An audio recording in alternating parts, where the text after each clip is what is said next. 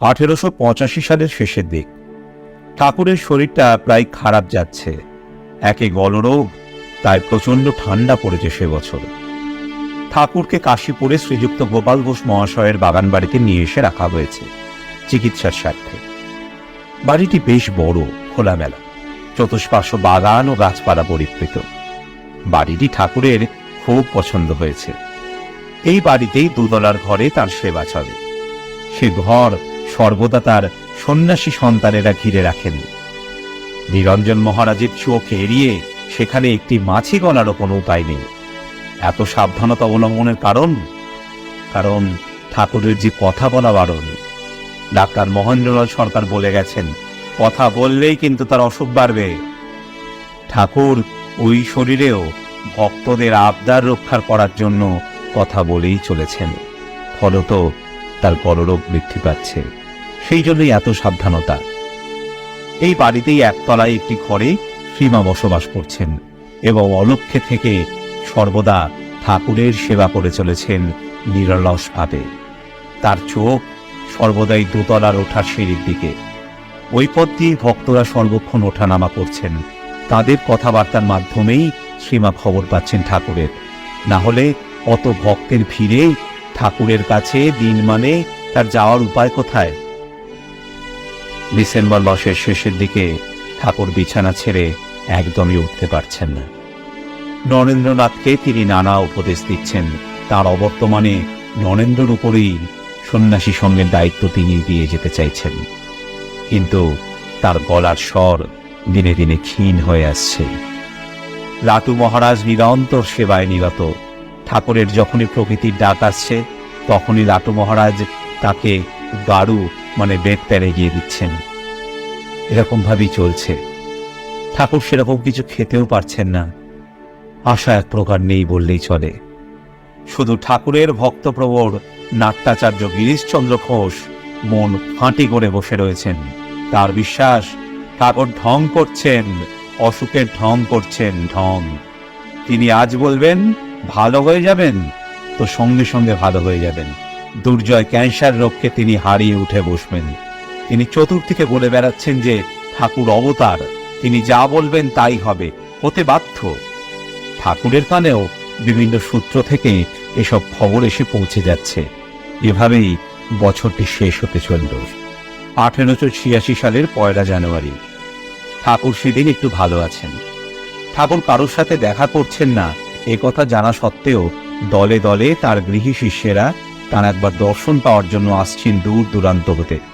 তাদের মনোগত ইচ্ছে, যদি ঠাকুর একবার জানলা দিয়েও দর্শন দেন বছরের প্রথম দিন, তাহলেই তারা ধন্য হবেন। আসলে তারা প্রত্যেকেই জানেন হয়তো ঠাকুরের শরীর আর বেশি দিন থাকবে না। ভক্তবৎসল ঠাকুরের এই ইচ্ছার কথা অজানা নয়।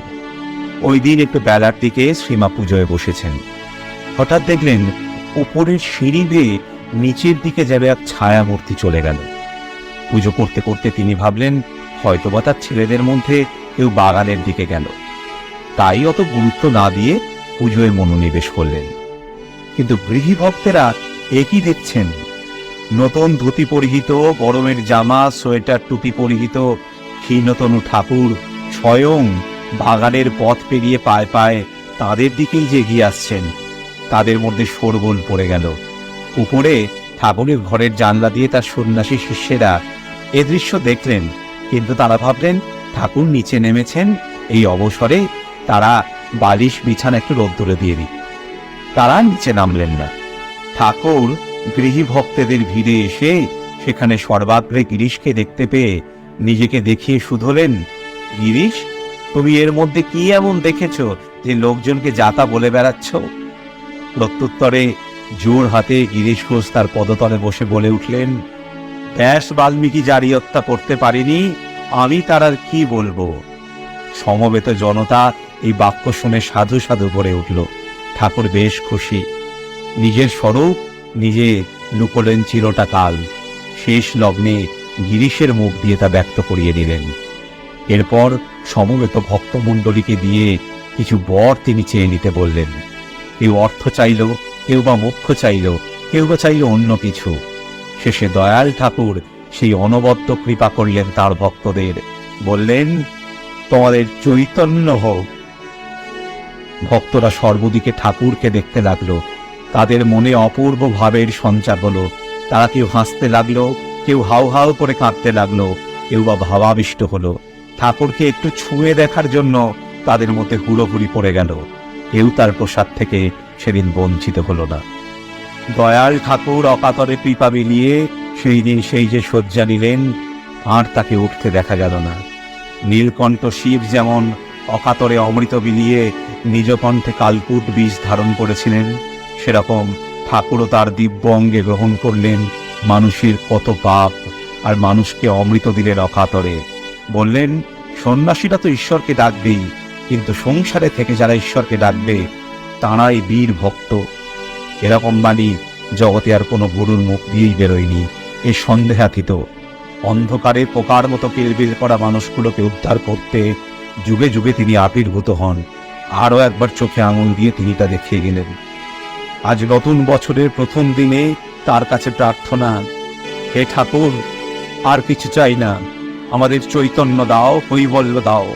হে মহাভাগ, আমাদের নিঃশেষ করে নিংড়ে তোমার করে তুলে নাও। অবতার বরিষ্ঠ, তোমাকে কোটি কোটি প্রণাম। জয় শ্রী রামকৃষ্ণ দেব কি জয়।